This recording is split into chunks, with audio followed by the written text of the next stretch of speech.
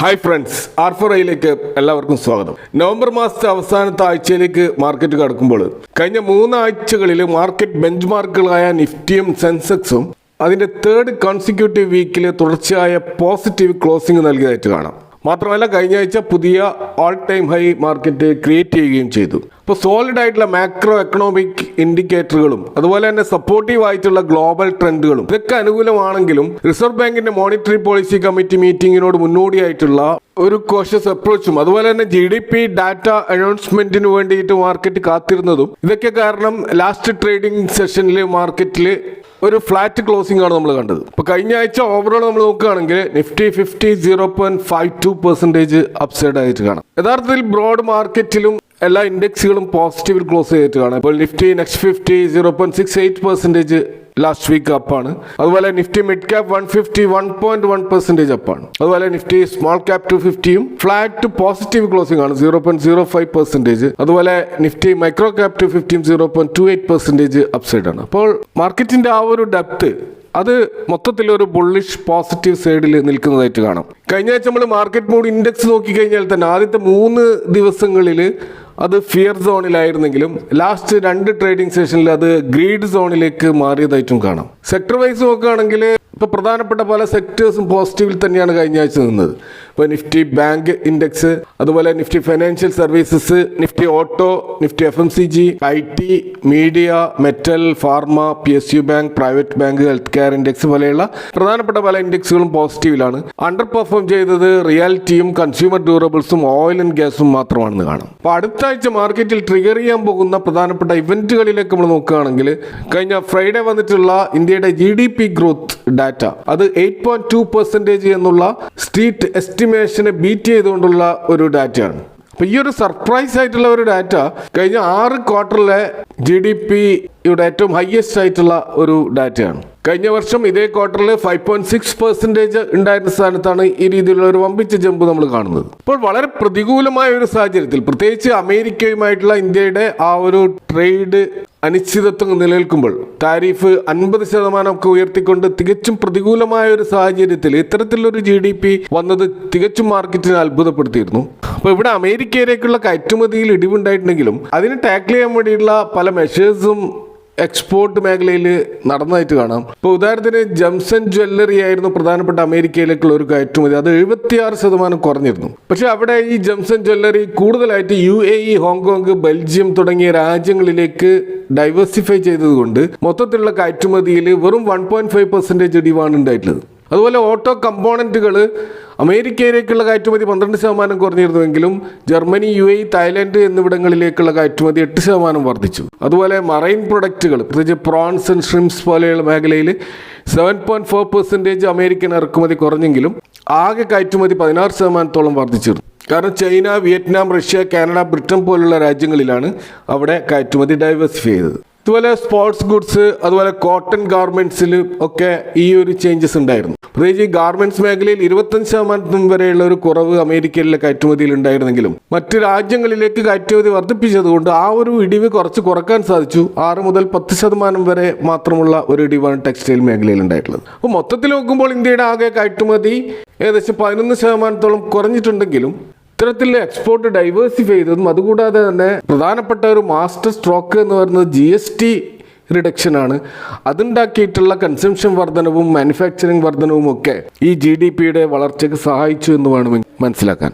അപ്പോൾ തീർച്ചയായിട്ടും നിയർ ടേമിൽ ഇത് നമ്മുടെ മാർക്കറ്റിൽ വളരെ പോസിറ്റീവായിട്ടുള്ള ഒരു ഇമ്പാക്റ്റ് ഉണ്ടാക്കാൻ സഹായിക്കും. അത് FIISനെ സംബന്ധിച്ചിടത്തോളം അവർക്ക് ഒരു പോസിറ്റീവായിട്ടുള്ള ഒരു ഔട്ട്ലുക്ക് ഇന്ത്യയെക്കുറിച്ച് രൂപീകരിക്കാനും ഒരു പക്ഷേ സഹായിച്ചേക്കും. അപ്പോൾ ഈ ഒരു സാഹചര്യത്തിൽ തീർച്ചയായിട്ടും നെക്സ്റ്റ് വീക്ക് മാർക്കറ്റിൽ കുറച്ചുകൂടി ശ്രദ്ധയാകർഷിക്കുന്ന ഒരു സെഗ്മെൻറ്റുകൾ നമ്മൾ നോക്കുകയാണെങ്കിൽ ഇപ്പോൾ PSU ബാങ്ക് ഷെയറുകൾ തീർച്ചയായിട്ടും അതിൽ ഒരു മൂവ് നമുക്ക് പ്രതീക്ഷിക്കാൻ കഴിയും. പ്രത്യേകിച്ച് SBI, Canara bank, union bank പോലെയുള്ള സ്റ്റോക്കുകൾ.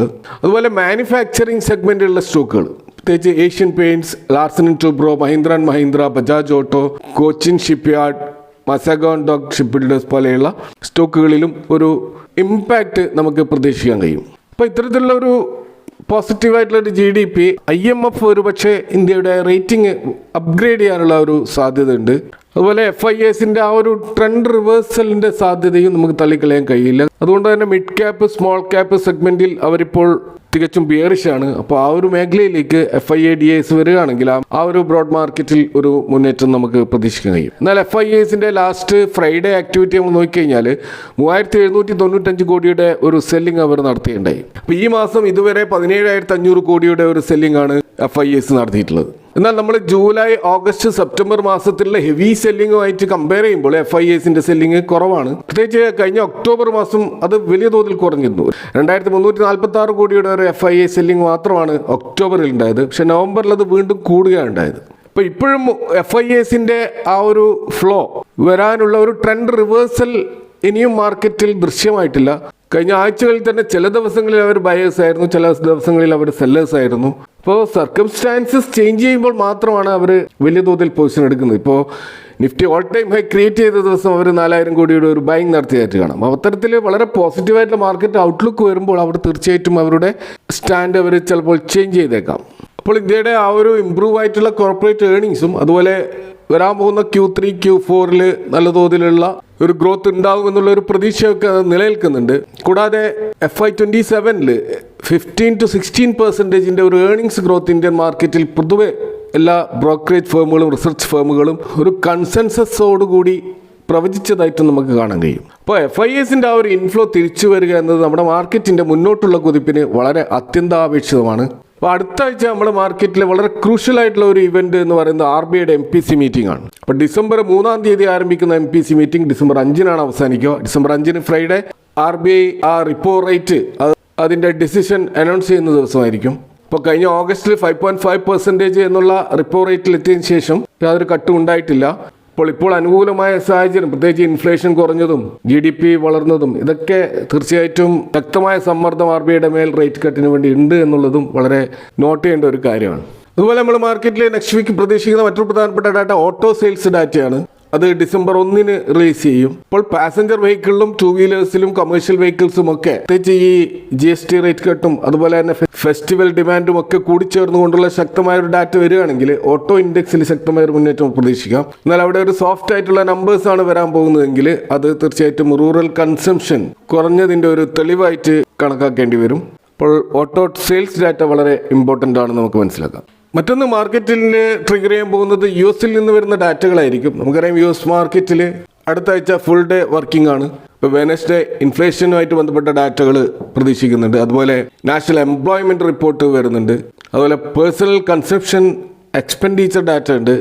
കോർ PCE ഫിഗേഴ്സ് വരാനുണ്ട്. പെൻഡിങ് ആയിട്ടുള്ള ഡാറ്റകളുണ്ട്. ഇതൊക്കെ വരുന്നതിൻ്റെ അടിസ്ഥാനത്തിൽ പ്രത്യേകിച്ച് ഒരു ഡാറ്റ ഡ്രിവൺ എക്കണോമി ആയിട്ടുള്ള അമേരിക്കയെ സംബന്ധിച്ചിടത്തോളം അവിടുത്തെ മാർക്കറ്റിൽ അത് വലിയ ഇമ്പാക്റ്റുകൾ ഉണ്ടാക്കും. തീർച്ചയായിട്ടും അത് ഇന്ത്യൻ മാർക്കറ്റിലും അതിൻ്റെ പ്രതിഫലനം നമ്മൾ പ്രതീക്ഷിക്കേണ്ടി വരും. മറ്റൊരു പ്രധാനപ്പെട്ട കാര്യം നമ്മുടെ ഇന്ത്യൻ മാർക്കറ്റ് പ്രതീക്ഷിക്കുന്നത് തീർച്ചയായിട്ടും India-US ട്രേഡ് ഡീലാണ്. അത് അതിൻ്റെ അവസാന ഘട്ടത്തിലേക്കാണ് പോകുന്നത് എന്നുള്ള കാര്യത്തിൽ നമ്മൾ കഴിഞ്ഞ കുറേ മാസങ്ങളായിട്ട് കേട്ടുകൊണ്ടേയിരിക്കുന്ന ഒരു കാര്യമാണ്. ഇപ്പോഴും അതിൻ്റെ ഒരു ഫൈനൽ ഡിസിഷൻ വന്നിട്ടില്ല.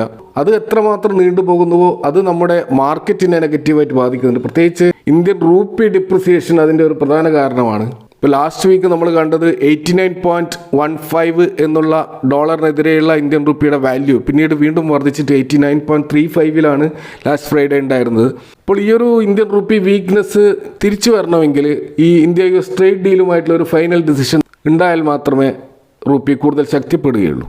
ഇതുപോലെ തന്നെ ഗോൾഡ്, സിൽവർ പ്രൈസിൽ വന്നിട്ടുള്ള വലിയ ചേഞ്ചസ് കഴിഞ്ഞ ആഴ്ച നമുക്ക് കാണാൻ കഴിയും. ഇപ്പോൾ നമ്മൾ ഇന്ത്യൻ സ്റ്റോക്ക് മാർക്കറ്റിൽ ഗോൾഡ് ETF-കൾ അതിൽ പ്രധാനപ്പെട്ട ഒരു ETF ആയിട്ടുള്ള ഗോൾഡ് ബീസിൻ്റെ ETF നമ്മൾ പരിശോധിച്ച് കഴിഞ്ഞാൽ 2.83% ലാസ്റ്റ് വീക്ക് അപ്പായിരുന്നു.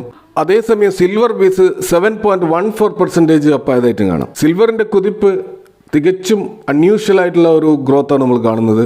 അപ്പോൾ ഇൻവെസ്റ്റേഴ്സിൻ്റെ ആ ഒരു സേഫ് ഹെവണിലേക്കുള്ള ആ ഒരു ഷിഫ്റ്റാണ് നമുക്ക് ഇതിൽ നിന്നും മനസ്സിലാക്കാൻ കഴിയുന്നത്.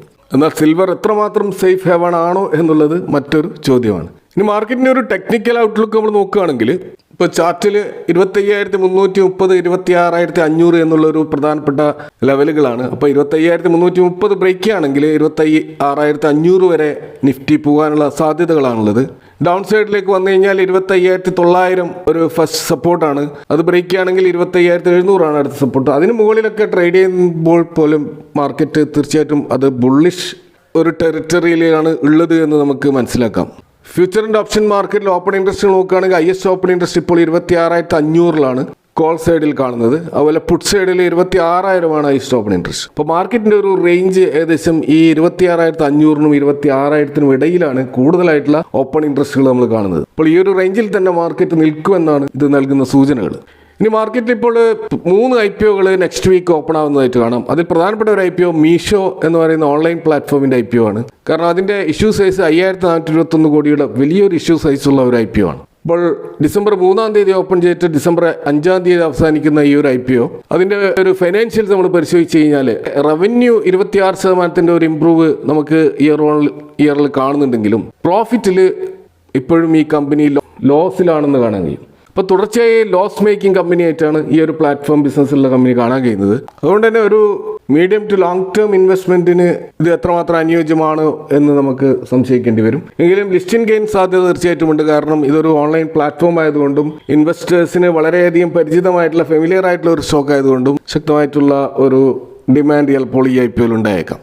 മറ്റൊരു സ്റ്റോക്ക് ആക്കൂസ് ലിമിറ്റഡ് എന്ന് പറയുന്ന സ്റ്റോക്കിന്റെ IPO ആണ്. എയറോസ്പേസ് രംഗത്തുള്ള ഈ ഒരു IPO ഈ സ്പെഷ്യൽ എക്കണോമിക് സോണിൽ മാനുഫാക്ചറിങ്ങും ഓപ്പറേഷൻ ഫെസിലിറ്റീസ് ഒക്കെ ഉള്ള ഈ ഒരു കമ്പനി അതിൻ്റെ റവന്യൂവിലായാലും പ്രോഫിറ്റിലായാലും നെഗറ്റീവ് ഗ്രോത്ത് ആണ് കാണുന്നത്. അപ്പോൾ 921 കോടി ഇഷ്യൂ സൈസുള്ള ഈ ഒരു IPOയും തീർച്ചയായിട്ടും അത്ര ഇംപ്രസീവ് അല്ല എന്ന് കാണാൻ കഴിയും. മറ്റൊന്ന് വിദ്യാവയസിൻ്റെ IPO ആണ്. ഇത് 300 കോടി ഇഷ്യൂ സൈസ് മാത്രമുള്ള ചെറിയൊരു IPO ആണ്. എന്നാൽ ഈ സ്റ്റോക്കിൽ പ്രോഫിറ്റും അതുപോലെ റവന്യൂവും വർദ്ധിച്ചു വരുന്നതായിട്ട് അതിൻ്റെ ഫൈനാൻഷ്യൽസിൽ കാണുന്നുണ്ടെങ്കിലും ഇതിൻ്റെ ഡെറ്റ് ടു ഇക്വിറ്റി ലെവൽ കുറച്ച് ഹൈ ആണ്. ഇത്ര ഒരു ചെറിയ കമ്പനിയിൽ 0.88% ഡെറ്റ് ടു ഇക്വിറ്റി റേഷ്യോ കാണുന്നത് തന്നെ ഈ സ്റ്റോക്കിൽ ഒരു റിസ്ക് ഫാക്ടറായിട്ട് കാണാൻ കഴിയും. അപ്പോൾ ഈ IPOകൾ നിങ്ങൾ ഫൈനാൻഷ്യൽ അഡ്വൈസേഴ്സുമായി ബന്ധപ്പെട്ടുകൊണ്ട് കൂടുതൽ പഠനത്തിന് ശേഷം മാത്രം അപ്ലൈ ചെയ്യാൻ ശ്രമിക്കുക. ഇതൊക്കെയാണ് നെക്സ്റ്റ് വീക്ക് മാർക്കറ്റിൽ പ്രതീക്ഷിക്കുന്ന കാര്യങ്ങളെക്കുറിച്ച് നിങ്ങളുമായിട്ട് പങ്കുവെക്കാനുള്ളത്. ഈ വിഷയങ്ങളുമായി ബന്ധപ്പെട്ട നിങ്ങളുടെ അഭിപ്രായങ്ങൾ കമൻറ്റുകൾ അറിയിക്കാം. Thanks for watching. See you next time with another video.